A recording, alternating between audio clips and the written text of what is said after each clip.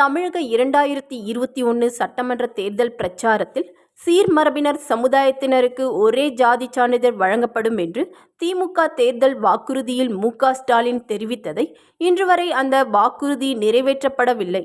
ஒரே ஜாதி சான்றிதழ் வழங்கக் கோரி மதுரை மாவட்ட ஆட்சியர் அலுவலகம் அருகே சீர்மரபினர் நலச்சங்கத்தில் ஆர்ப்பாட்டத்தில் ஈடுபட்டனர். தமிழகத்தில் சீர்மரபினர் பிரிவில் 68 ஜாதிகளைச் சேர்ந்த சுமார் 2 கோடி பேர் உள்ளனர். சுதந்திர போராட்டத்தின் போது வெள்ளையர்களை எதிர்த்து ஆயுத போராட்டம் நடத்திய இவர்களுக்கு மத்திய அரசு சீர்மரபினர் பழங்குடி DNT என்ற சான்றிதழ் வழங்கியது.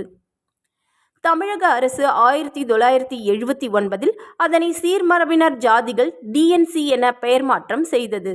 பல கட்ட போராட்டங்களுக்கு பிறகு 2019 சீர்மரபினர் என மாற்றப்பட்டது. அதிலும் மத்திய அரசு சலுகைகள் பெற மட்டுமே DNT சான்றிதழ் செல்லும். மாநில அரசில் சீர்மரபினர் ஜாதிகள் DNC என்றே தொடர்வார்கள் என தமிழக அரசு அறிவித்தது.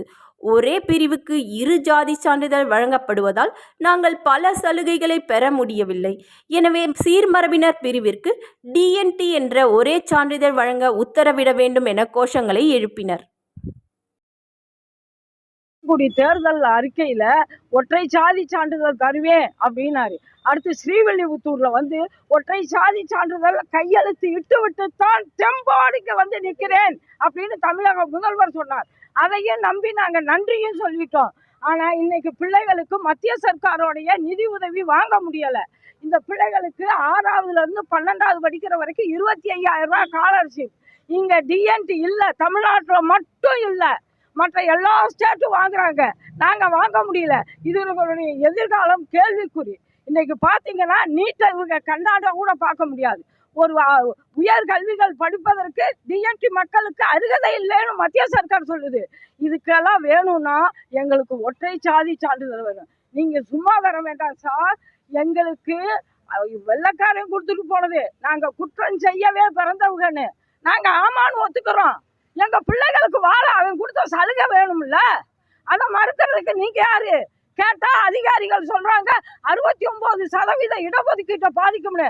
எங்க 10.5 கொடுக்கும் போது இவங்க 9th ஷெட்யூல்ல மாத்தினாங்களா? முஸ்லிமுக்கு 3% கொடுக்கும் போது 9th ஷெட்யூல்ல மாத்தினாங்களா? அப்ப எல்லாம் இடம் இருக்கும்.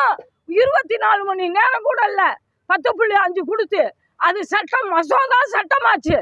அதுக்கெல்லாம் சட்டத்தில் இடம் இருக்கும். 15-40 வருஷமா 3 ஜெனரேஷன் ஏமாந்துருக்கோம். எங்களுக்கு சட்டத்தை திருத்தி நாங்க DNTன்னு கேட்கணும். 69 எதையுமே கேட்கல. 20 இருக்கட்டும், 30 இருக்கட்டும், 18 இருக்கட்டும், 1% ஒன்றா இருக்கட்டும், 69 அப்படியா இருக்கட்டும். எங்களுடைய பேரு குற்ற பரம்பரை சட்டத்தால் பாதிக்கப்பட்டவர்கள். அந்த டீநோட்டிஃபைடு ட்ரைப்ஸ் அப்படி கொடுத்தா உங்களுக்கு என்ன குறையுது? முஸ்லிமுக்கு 3. இப்ப தேர்தல் வாக்குறுதி கொடுத்துட்டு இங்க CM மதுரைக்குள்ள வரணும். 1ஆம் தேதி மறிப்போம். இந்த மாதிரி பள்ளிக்கூடத்து பிள்ளைகளை பூரா கொண்டு மறிப்போம். இவங்களுடைய எதிர்காலம் கேள்விக்குறியா நிக்குது. அதனால அவரு இதை கொடுக்காம இங்க மதுரைக்குள்ள வந்தா செக்ரட்டரிகள் கூட்டம் நடத்த விட மாட்டோம், தடுப்போம், மறிப்போம். எங்க பிள்ளைகளோட வருவோம், குடும்பமா வருவோம்.